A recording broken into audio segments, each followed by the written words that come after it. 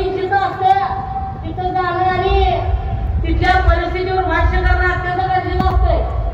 गेल्या आठवडाभरापासून आपण बघतोय अक्षरशः सत्ताधाऱ्यांची दुर्गाण उडवून दिली, एका फतवाहिनीनं दुर्गाण उडवून दिली. एवढा पैसा आणला, एवढे मंत्री आणले, एवढे नायराच्या गल्ली मुळातले दादा लोक आणले एका महिलेसाठी.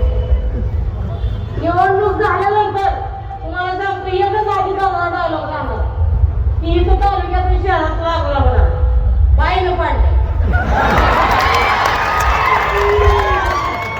बरं आम्ही हे बोललो की हे म्हणतात एवढं नाही असं कसं बोलतंय. मी लोक बोलते ती सांगतो, मी अजिबात वाईट काय बोलत नाही.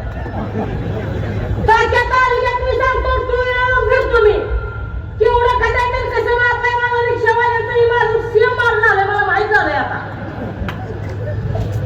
एक अख्खा क्रिएशन चालेल पंढरपूरचं शहर जर अक्षरशः खड्डेमुक्त करायचं म्हणलं महिनाभर चालत.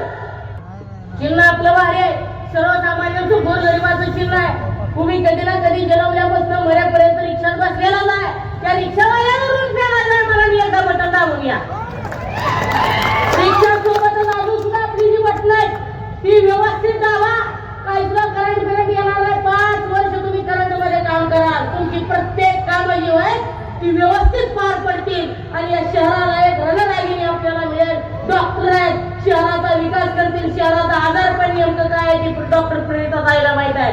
डायरेक्ट गोळ्या औषधांना देण्यापेक्षा सर्जरी करून टाकतील, सर्जरी. त्यामुळे